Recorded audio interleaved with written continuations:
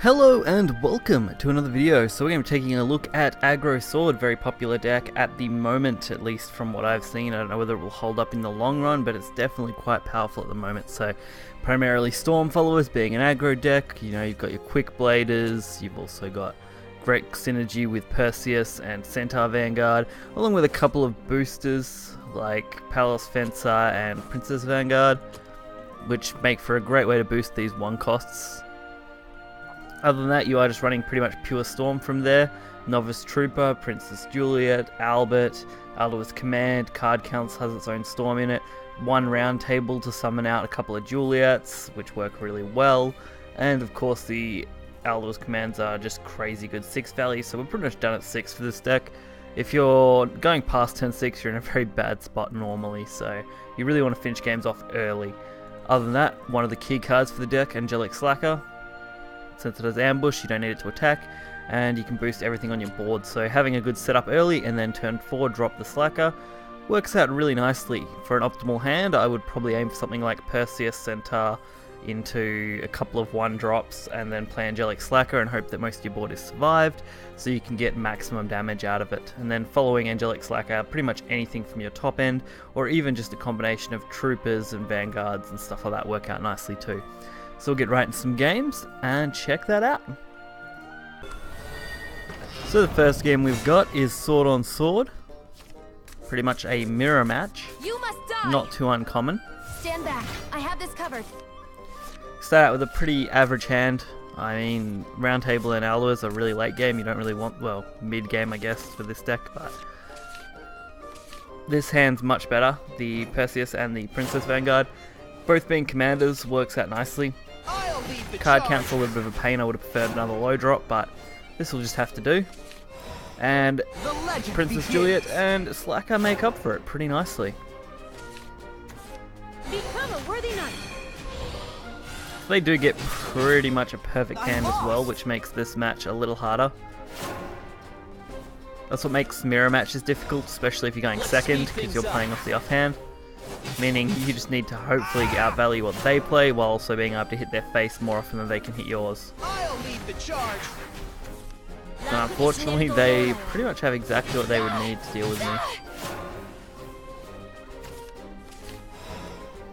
All I can really do is play reactively, which means doing whatever I can to get damage in.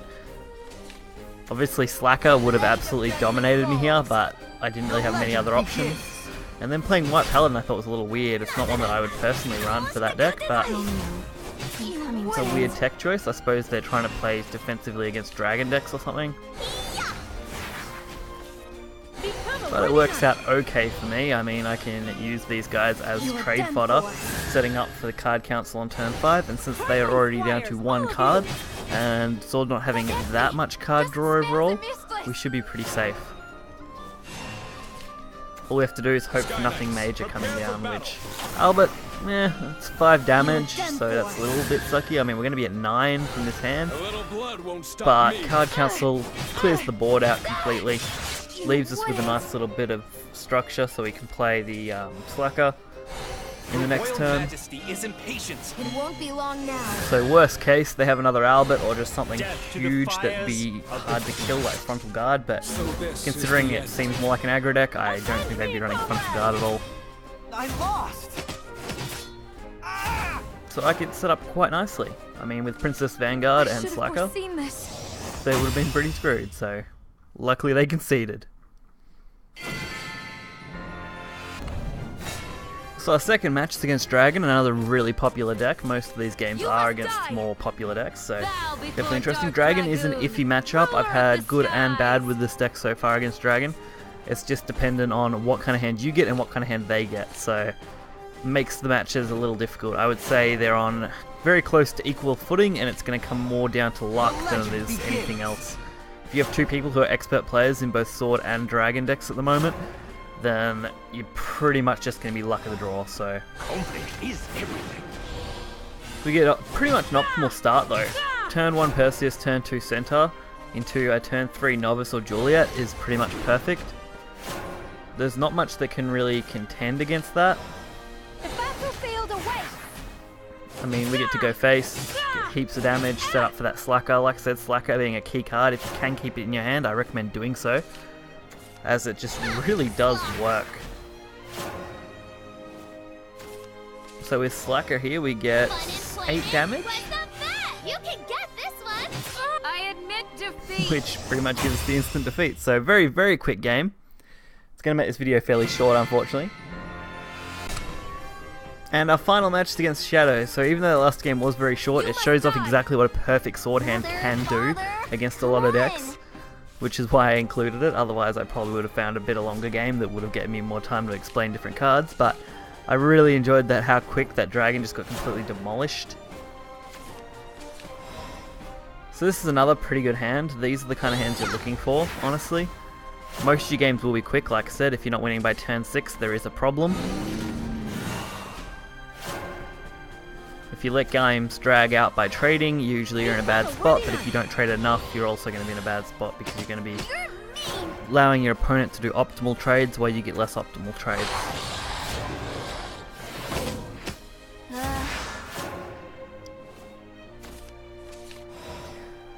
Fortunately though, they're letting me pretty much play what I want. I honestly should have played the Centaur Vanguard there instead of the Perseus, but I decided to go for just maximum board presence and then hopefully save the Vanguard. And honestly there, I probably should have played double Centaur Vanguard, so small mistakes that I realise now looking back on this game. At the time I was thinking, oh, I'll just play this out, get maximum damage out of it, but looking back I definitely should have played those Vanguards because they will target these for clear, which sucks. So hindsight's 20/20 when you're actually playing. Sometimes those kind of options just aren't something you think about. So unfortunately they do get a full board clear, and these Centaur Vanguards become very difficult to use without a commander. Luckily though, Princess Juliet comes down, which means our Vanguard does become playable. And with that, we have a total of, what, 4, 6, 10, 11 damage total, so lethal. Pretty much perfect.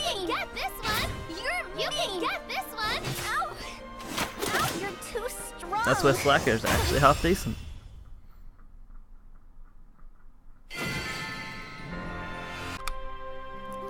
So that's pretty much this sword deck. So this video is a fair bit shorter than what I usually like. I usually like to hit that 10-minute plus kind of area, sometimes even into the 20-minute bracket, but this is what this deck does. It's quick, it's functional, getting an optimal hand isn't too difficult, so its consistency is quite high.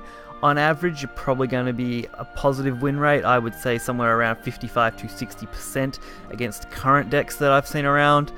Although getting hit hard by any kind of big control deck or anything that can just remove board very effectively. So Haven's a difficult matchup with this deck depending on how lucky you get and how unlucky they get, which is the case with a lot of those sort of decks.